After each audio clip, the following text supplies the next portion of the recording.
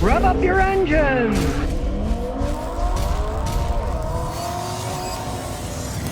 Well, here's a hilarious one. So many unsold Teslas are piling up, you can now see them from space.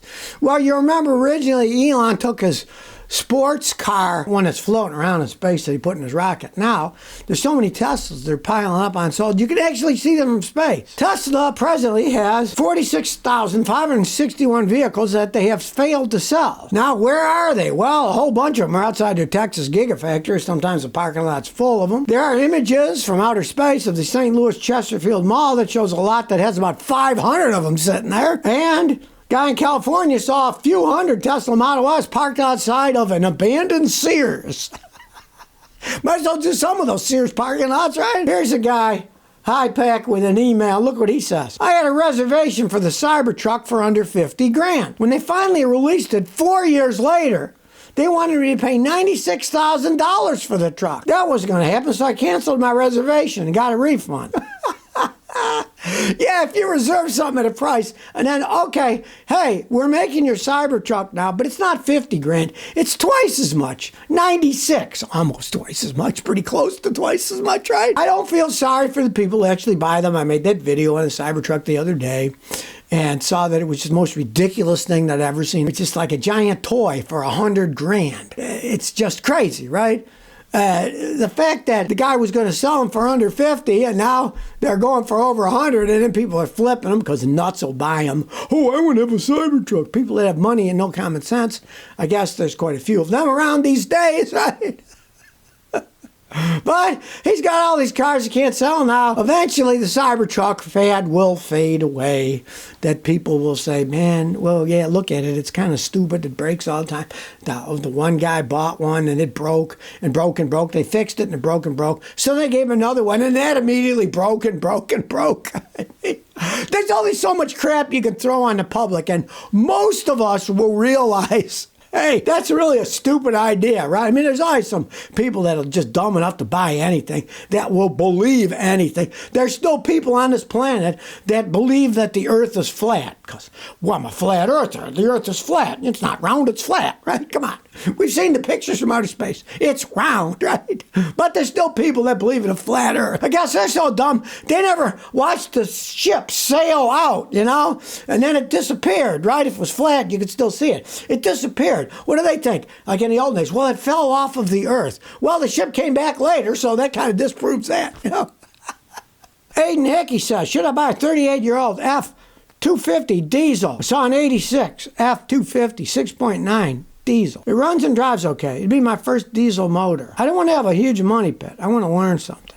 Okay, here's the problem. If you don't want a money pit, my advice, don't buy it. Diesel engines cost a fortune to rebuild. That thing is 38 years old. When they're that old, all kinds of things are going to go wrong. You're going to have a hard time getting parts for it. It's a diesel engine that cost a fortune to repair. Now, let's say that had been a gasoline engine that ran okay. I said, go, going to get it. There's tons of gasoline engines out there. People know how to work on them, yada, yada, yada. Diesels, it's another story. You're talking about endless money pits when they're that old. Unless you want a truck for just running around in the woods, deer hunting or something, use every once in a while. If you want to use this thing every day, you wouldn't touch that thing with a 10-foot pole because it's too expensive to maintain an old diesel like that. And since the guy's only asking $1,500, I'm assuming it's got some problems. Nobody's selling a truck that doesn't have problems for $1,500, no matter how old they are these days. Well, people come up with some pretty stupid ideas, and here's one. They say, the future isn't hydrogen. This new fuel is 700 times more powerful, but it's burning coal. And they're talking about nitrogen. Well, okay, nitrogen is an inert gas, right? Almost 80% of the air we breathe is nitrogen. It's inert. It doesn't do anything. You don't burn it. What they're talking about is one of the dumbest things I ever heard of. Liquid nitrogen stored, and then when it's let loose inside one of these engines, it goes from a liquid to a gas. It expands. All that pressure is used to drive it. And these are what used to be called air engines. Right? And people have made them for years, kind of as just toys. They use the air to propel them. The air is pushing whatever, in this case, some kind of engine, that then pushes the wheels down the road. Well, numero uno, it's a very inefficient means of propulsion. Air engines aren't around much because they can't go far. They don't have much power, right? And what I can't stand about this particular article is this. Nitrogen, liquid nitrogen, is cold. Liquid nitrogen is minus 320 degrees Fahrenheit. So you got to store it cryogenically, and you're only going to be able to get so much pressure out of blowing the car down the road. And yeah, it doesn't pollute anything other than cold nitrogen comes out, and our atmosphere is mainly nitrogen anyways. And of course, yes, there's an abundant supply of nitrogen because 80% of the air we breathe is nitrogen. But I mean, come on now. Liquefying it and then storing it in cryogenic tanks and then storing it in a cryogenic tank in your car so it can make an engine that blows them down the road. It just shows the stupidity of these people that think they got the new green idea.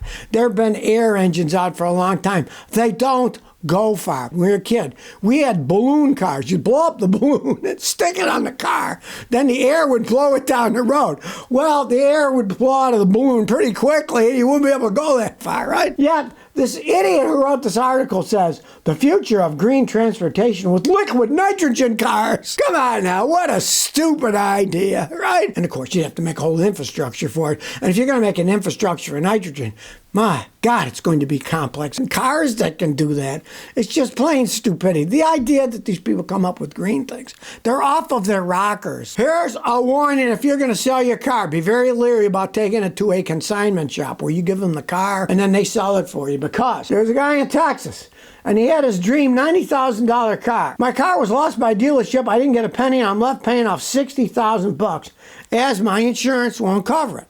Well, what the guy did was he bought a Mustang GT 500, but inflation and medical bills got to him.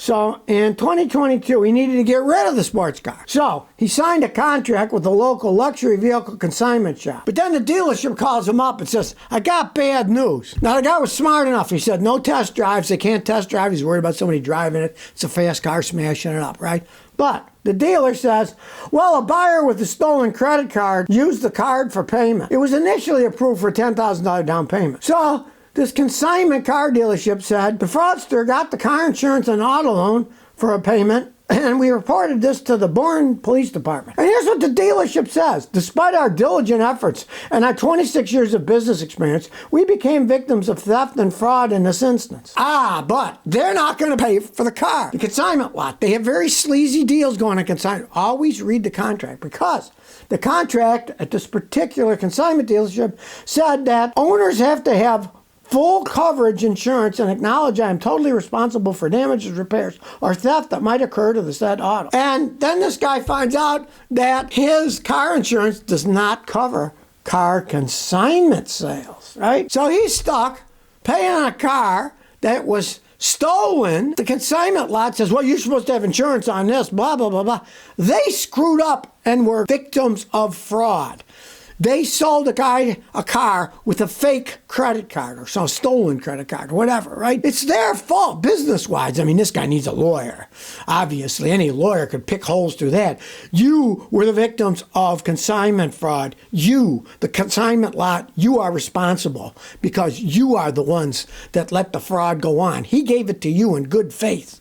And then they say, well, your insurance is supposed to pay for this, right? What a line of nonsense. They screwed up at the consignment lot. These consignment lots, they're like, a lot of them are fly-by-night. I've had customers when I was in Houston get ripped off by them. They do real sleazy deals, like they sell the car for 30 grand, but they tell the customer, oh, we only got 20 grand, right? And then they kept the 10 grand differential. There's all kinds of sleazy deals going on with consignment shops.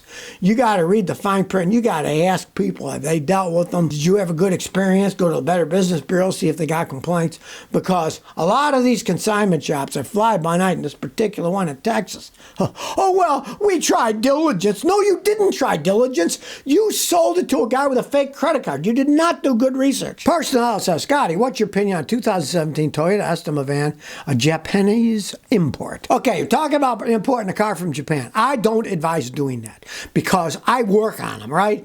And if they're an American one, I can get parts and information information very easily. The Japanese ones are slightly different. Sometimes you can't get parts for them. You can't get parts repair information for some of them. I know a lot of people that do that because they want an oddball car. And of course, the Japanese drive on the other side of the road like the Brits, so you'll have the steering wheel on the wrong side. Not a smart move to be driving a car in the United States with the steering wheel on the wrong side. Passing people is more dangerous. It's a very dangerous thing. I would not buy one. I mean, if you like the vehicle and you want to get it, it's your money. And they're well made, yes. But if you're going to have to get parts and people can't fix it, you can't get the parts, you're going to wish you didn't buy the thing. So if you never want to miss another one of my new car repair videos, remember to ring that bell.